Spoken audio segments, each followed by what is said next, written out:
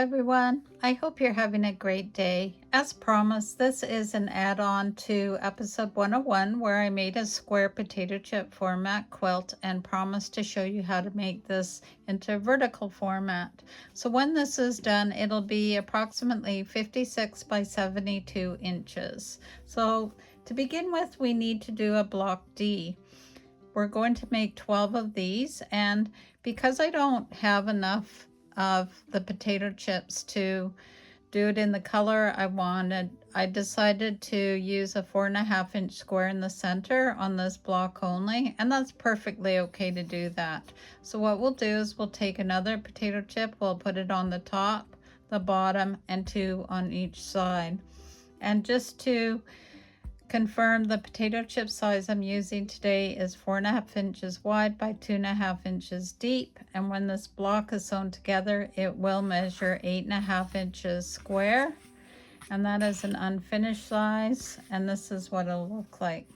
So again, we need to make 12 of these, so let me go ahead and finish these up and then I'll be right back.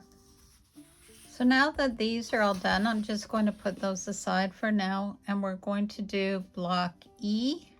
And with block E, we're going to be making 4 of them.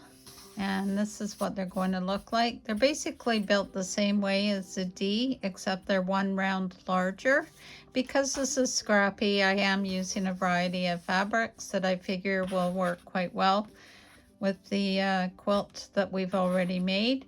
So with this one, because I do have what I'd like to use and I'm only making 4 blocks, I've got kind of a black with a bit of a definition, so I've joined those together.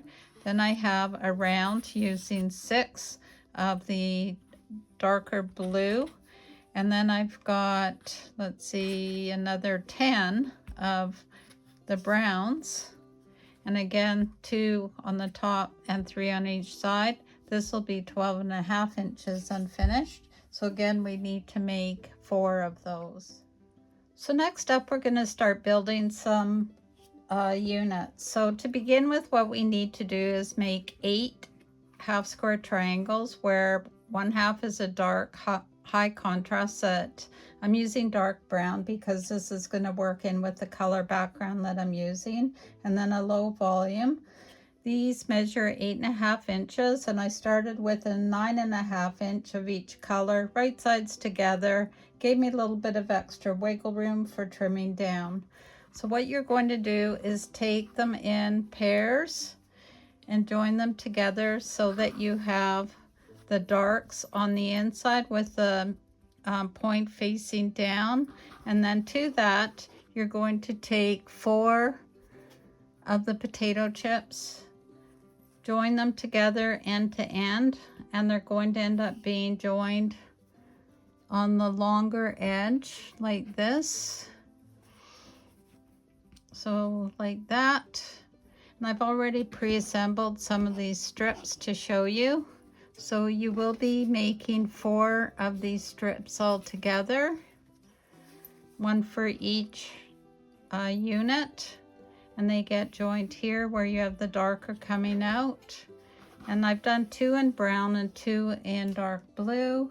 Because it's Scrappy, I'm using up my scraps, and this is what this unit will look like. So we're going to be making 4 of those, and I am calling those the assembly of unit 1. So once I've done that, I'll show you what comes next.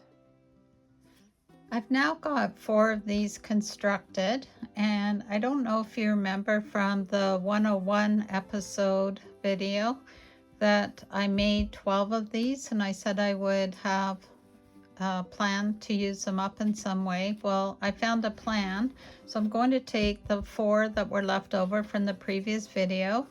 I'm going to join them together with a 1/4 inch seam here, and then I'm going to take them on 2 of these first units that we made and join it together where the point of the goose comes up. So I'll show you once these are done, and then I'll show you what we do next. So section 2 are now done, and I've made 2 of these. So just to review it, section 1 would just be the flying geese with the 4 potato chips joined on the bottom, and then section 2 is with the addition of the 2 blocks, which were block B from video 101. If you don't want to go back and refer to that, these are the potato chips where you start with 2 and then you put 1 on each end and then 2 on each side, and then I've joined these together. For section 3, you're going to be making 4 of these. So what you need are a total of, you're going to need eventually 8 strips that are 2.5 by 10.5 inches long. We're going to be using 4 of these in the construction of this section. You're going to need 4 of the D blocks, which we constructed earlier in the video. And then we're going to take 2 coordinating potato chips that are 4.5 by 2.5 and join them together. I've gone ahead and pre-assembled some of these, so they will go up there like this. You can turn this like this if you want no seam here, so it's easier to sew together. So you're going to make 2 that are like this, and then you're going to make 2 where the D block goes up to the top and the potato chips are on the bottom. That's also called a mirror image. So let me go ahead and do that. So in total we need 4. So just showing you, section 3 is now done. There's 4 in total. So we have 2 with the strip on the left hand side and 2 with the strip on the right. So next we'll go on section 5 or section 4, sorry. And after 4 is 5, and then we can start putting this all together. So for section 4, we're going to take 2 of the D blocks, which are the 8.5 inch potato chip rounds that we did earlier. So we're going to stack 2 together and join them with the seam. And then at the bottom, we're now going to take a unit of 2 of the potato chips that have been joined together and added on the bottom. So you only have 2 seams, and you're going to be making 4 of these.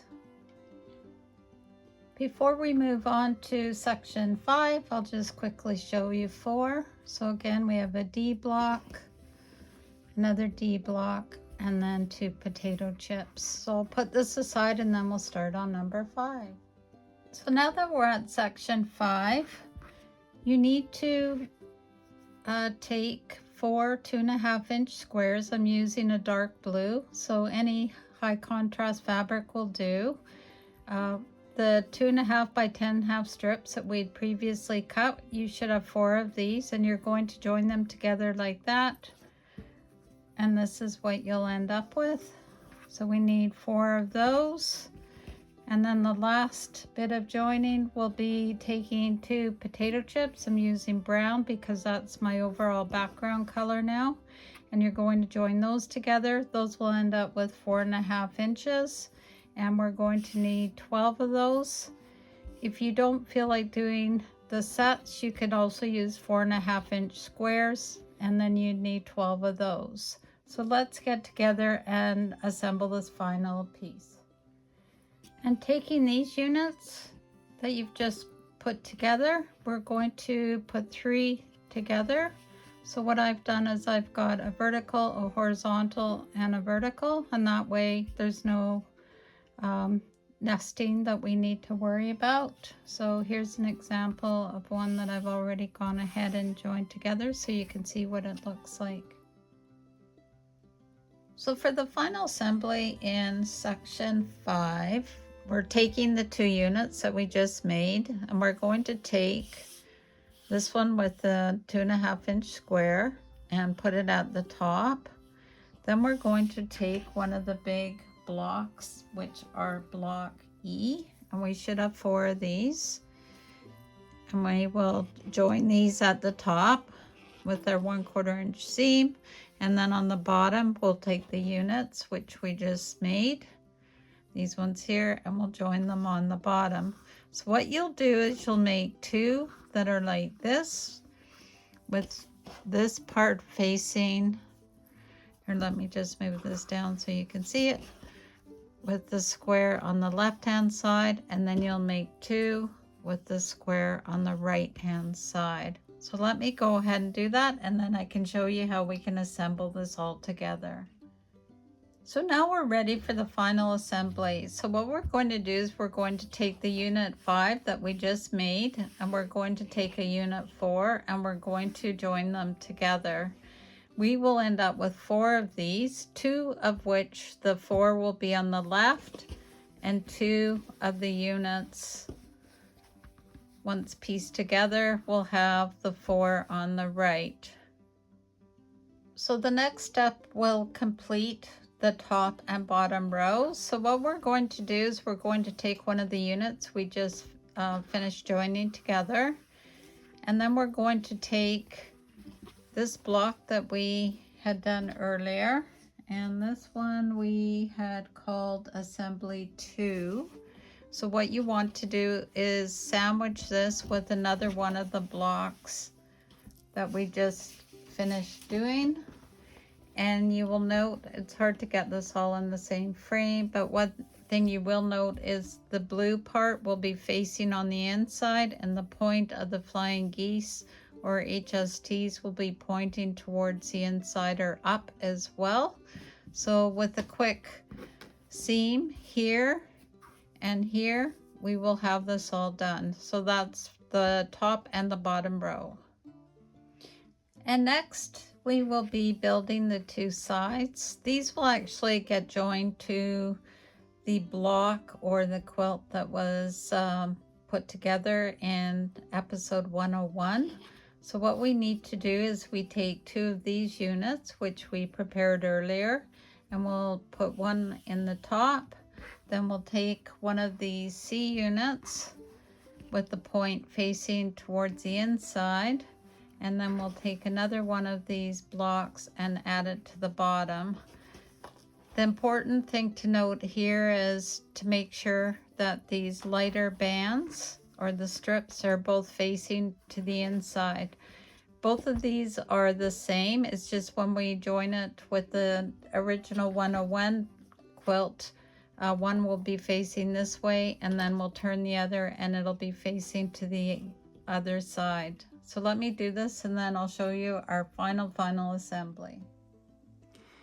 Okay, so I brought in the quilt from 101, and those are the 2 sides. I haven't stitched them in place yet. I'm about to do that, but I just want you to take a quick look at what it's going to look like. And then the top and the bottom will be added with the points again facing towards the center seams. So once I've got that all done, I'll show you what it looks like. So here it is all done. As I said, it measures now 56 by 72. You could actually make it larger by adding more blocks or a nice border along it. I hope you enjoyed this. Please don't forget to like, share, and comment, because I always love to hear from you. And if you haven't subscribed, please do that too.